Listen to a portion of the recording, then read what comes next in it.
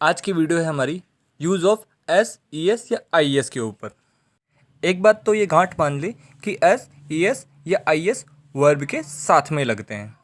सामान्यतः जो हम वर्ब का रूप देखते हैं वह प्लूरल रूप होता है और इसमें हम एस ई एस या आई एस लगा करके वर्ब को सिंगुलर कर देते हैं। जैसे कि कुछ एग्जाम्पल देखते हैं।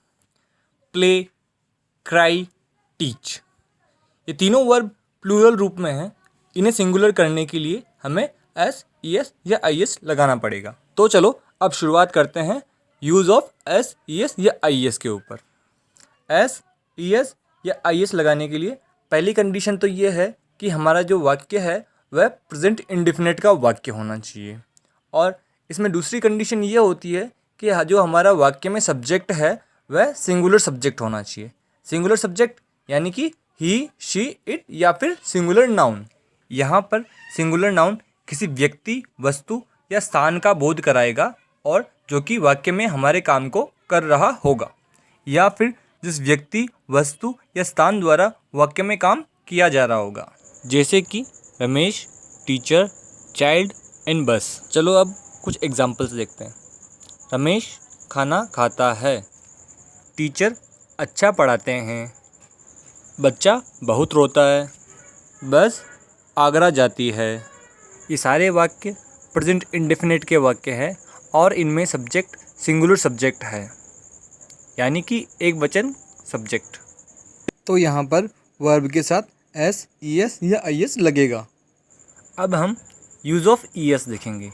इसके लिए पहली कंडीशन होती है कि वाक्य प्रेजेंट इंडेफिनिट का वाक्य होना चाहिए और दूसरी कंडीशन होती है कि जो हमारा सब्जेक्ट है वह सिंगुलर सब्जेक्ट होना चाहिए। सिंगुलर सब्जेक्ट यानी ही, शी, इट और सिंगुलर नाउन। और सब्जेक्ट यानी वाक्य में काम को करने वाला या जिसके द्वारा काम हो रहा हो। और थर्ड कंडीशन ये होती है कि वर्ब का आखिरी word O, X, Z, C H, S H या एस एस हो। दो कंडीशन तो ई एस, एस और आई एस तीनों में कॉमन है, मगर जो थर्ड कंडीशन है फिर से रिपीट करते हैं कि वर्ब का आखिरी word O, X, Z, C H, S H या एस एस होना चाहिए। चलो इन सब के अब कुछ एग्जाम्पल्स देखते हैं। जैसे कि पहला वर्ड है हमारा ओ, तो दो वर्ब है गो और डू। इनके अंदर आखिरी वर्ड आ रहा है ओ, तो इनके साथ ई एस लग जाएगा, जैसे कि गोज़ या डज। और अगला वर्ड है एक्स। इनकी दो वर्ड बता रहा हूँ मैं आपको, जैसे कि फिक्स या मिक्स। इनके लास्ट में एक्स आ रहा है, तो इनका बन जाएगा फिक्सेस या मिक्सेस।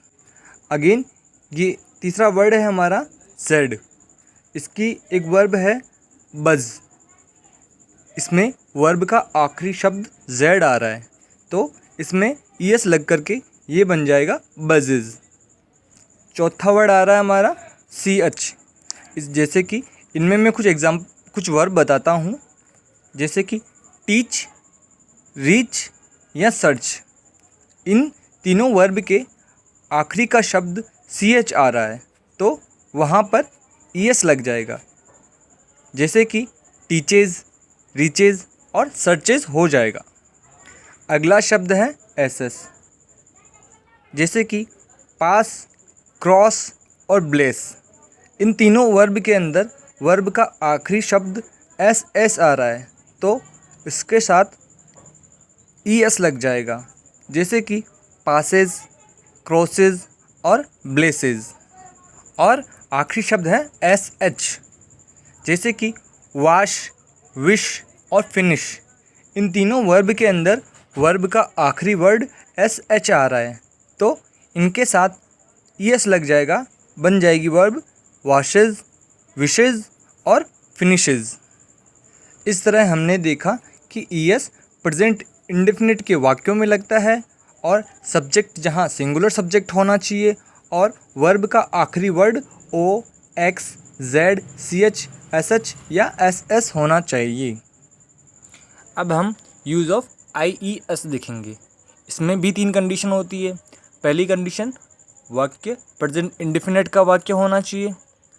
दूसरी कंडीशन, वाक्य का सब्जेक्ट सिंगुलर सब्जेक्ट होना चाहिए।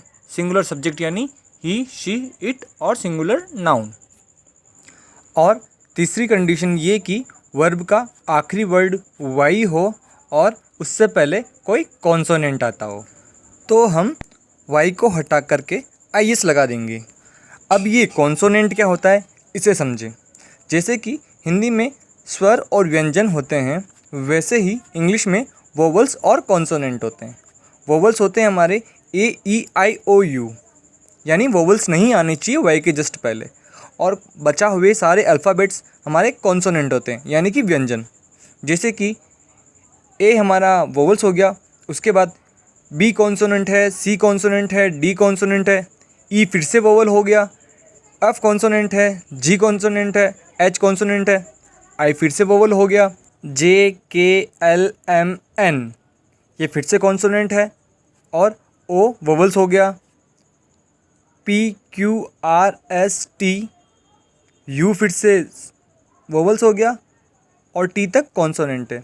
उसके बाद V, W, X, Y, Z ये सारे हमारे कॉन्सोनेंट होते हैं।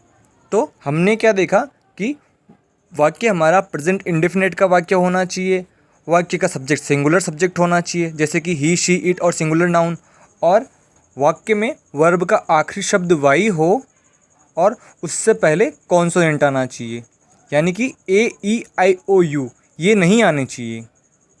तो वाई को हटा करके हम आई, ई, एस लगा देते हैं। अब हम आखिरी यूज़ ऑफ एस देखेंगे। इसके अंदर भी 3 कंडीशंस होती है। फर्स्ट कंडीशन, सेंटेंस हमारा प्रेजेंट इंडेफिनिट का सेंटेंस होना चाहिए, और सेकंड कंडीशन, सब्जेक्ट हमारा सिंगुलर सब्जेक्ट होना चाहिए यानी कि ही, शी, इट और सिंगुलर नाउन। और थर्ड कंडीशन इसमें ये होती है कि जहाँ पर रूल नंबर 1 ई एस का रूल फॉलो ना होता हो और जहाँ पर रूल नंबर 2 आई ई एस का रूल फॉलो ना होता हो, तो वहाँ पर हम वर्ब के साथ एस लगा देते हैं। तो हमने क्या देखा कि ई एस, एस या आई एस लगाने के लिए 2 कंडीशन तो तीनों में सेम है कि वाक्य हमारा प्रेजेंट इंडेफिनिट का वाक्य होना चाहिए और वाक्य में सब्जेक्ट सिंगुलर सब्जेक्ट होना चाहिए, ही, शी, इट और सिंगुलर नाउन। और ई एस के लिए थर्ड कंडीशन कि वाक्य में वर्ब का आखिरी शब्द ओ, X, Z, C, H, S H या एस एस आना चाहिए। और ऐसे ही आई एस में वर्ब का आखिरी शब्द वाई आता हो और उससे पहले कोई कॉन्सोनेंट आता हो, यानी कि वाई से पहले ए, ई, आई, ओ, यू ये वाले वोवल्स नहीं होने चाहिए। तो हम वाई को हटा करके वाई के जगह पर आई, ई, एस लिख देंगे। और एस के लिए थर्ड कंडीशन कि जहाँ पर आई एस का रूल फॉलो ना होता हो और जहाँ पर ई एस का रूल फॉलो ना होता हो, और वाक्य हमारा प्रेजेंट इंडेफिनिट का वाक्य हो जिसमें कि सब्जेक्ट सिंगुलर हो, तो हम एस लगा देते हैं वर्ब के साथ। एस, ई एस या आई एस की प्रैक्टिस वीडियो भी आपको चाहिए तो हमें कमेंट में बताएं, और इस तरह की वीडियोस रेगुलर पाने के लिए हमारे चैनल को सब्सक्राइब करना ना भूलें।